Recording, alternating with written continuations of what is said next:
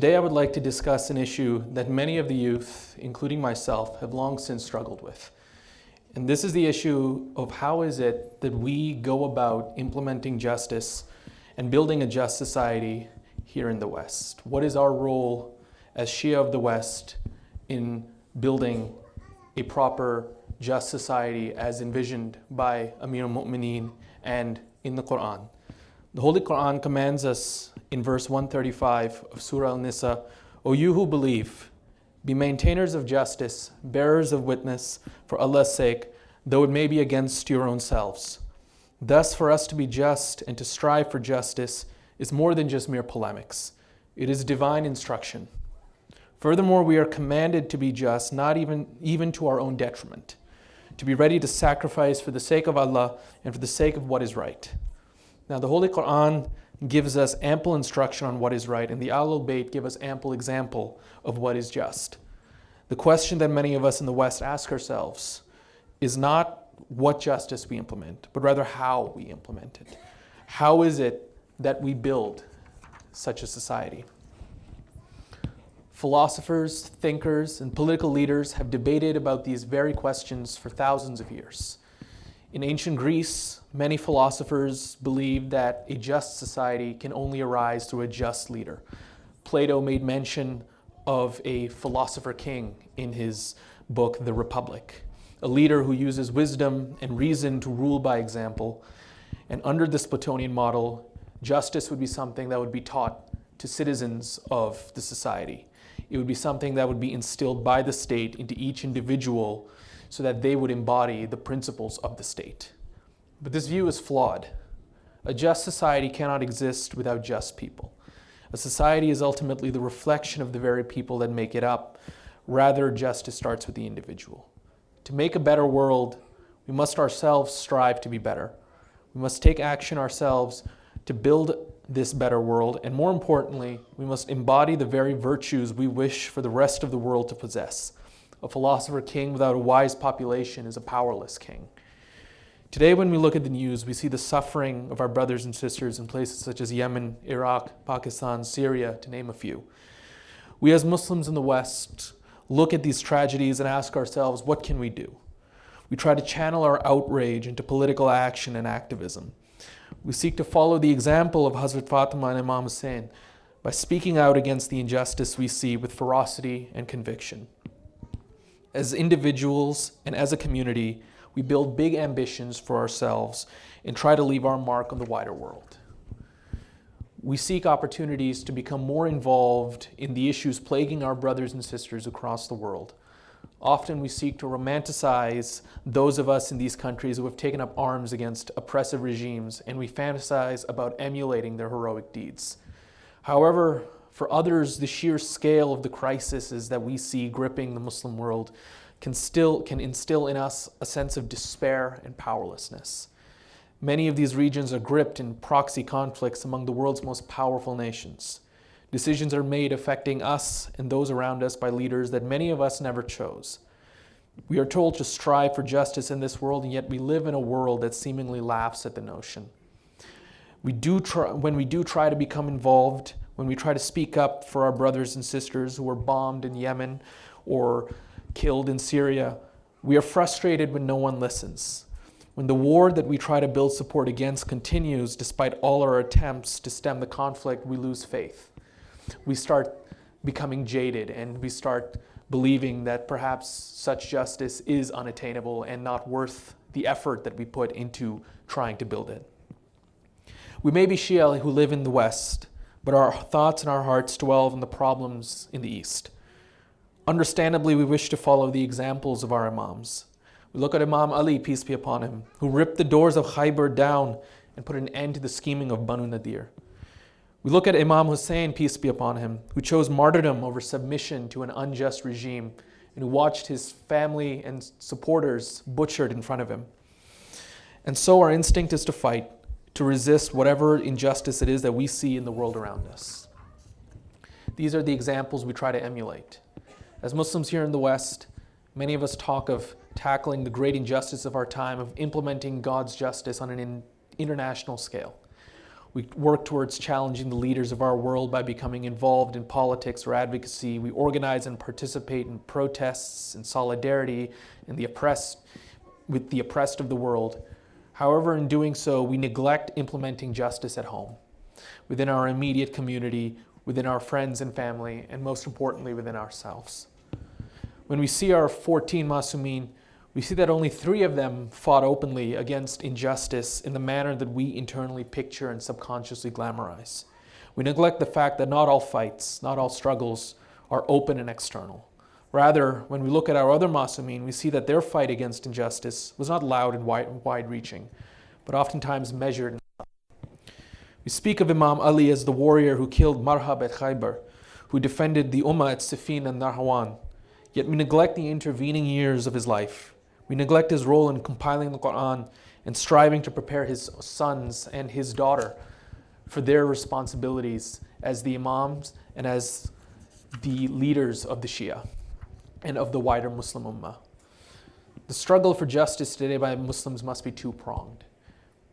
When we argue for Yemen and Syria, we must first show justice with ourselves and those around us. Often we see that those who are the most loud and outspoken about injustices in society and the wider world, those who argue the loudest, supposedly for the rights of the Muslims, often have disordered lives themselves. Such people often promote habits and views that are contrary to the very Islamic views that they claim to defend. And often they may demand world leaders show compassion to their people and to their perceived enemies, they will not show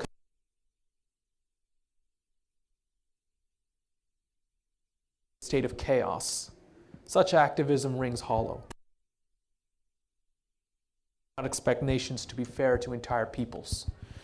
When we look at the example of Hazrat Fatima, peace be upon her, we see that she was not afraid to challenge the government of her time. She was not afraid to speak out against the Khalifa when the land of Fadak was taken from her, when Imam Ali's rightful place as the Khalifa was taken from him. Yet we also see that Hazrat Fatima, peace be upon her, was cognizant to build a strong household with strong children. Hazrat Fatima recognized that to speak of righteousness, one must demonstrate righteousness themselves. She saw that her struggle doesn't end with her, it has to continue well past her. That her example has to be carried on by her children and her children's children and all those that come after them.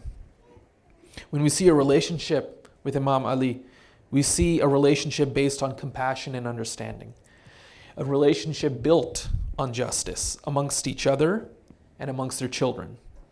And it is because of this to others. Because they were able to home, they can justice in society. In addition, we as Muslims prioritize large social causes. For many of us, building a just society means advancing large, overarching ideas.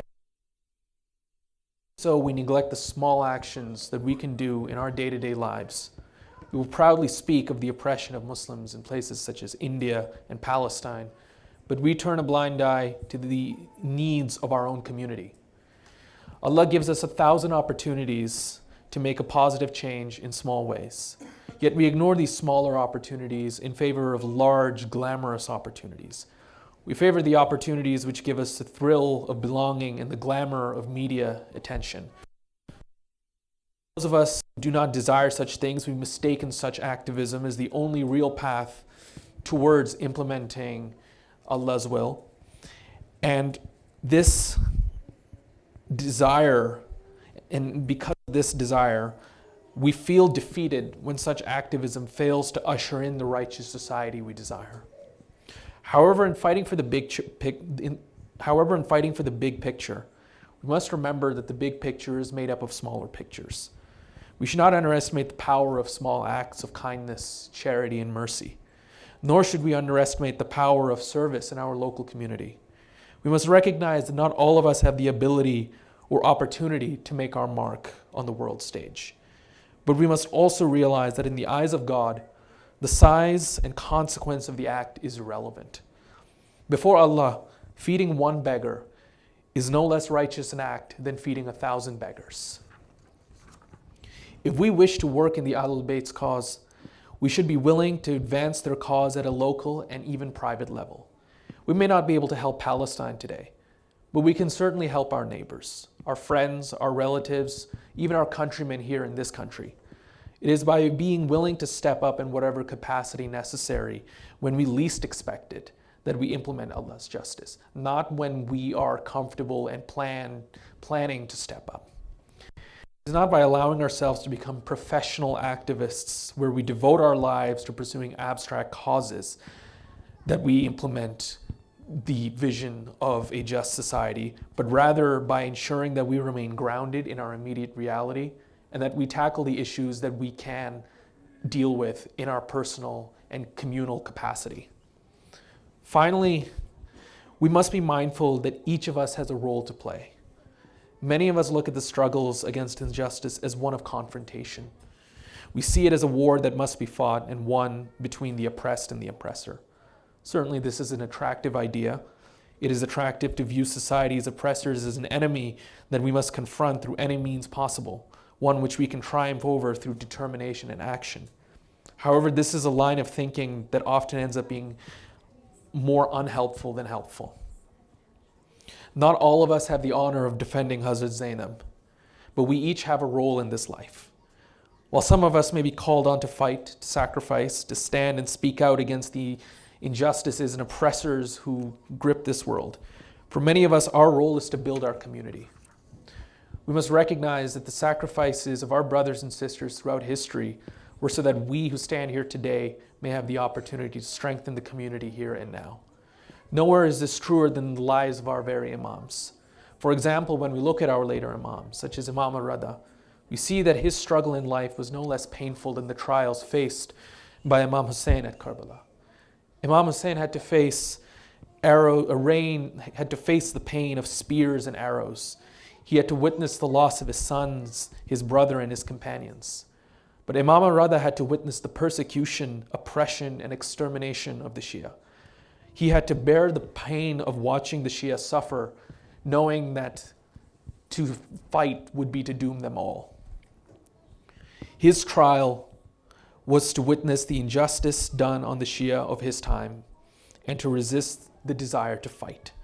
But because to do so would be detrimental to him and to the Shia. As Shia in the West, we must also follow this example.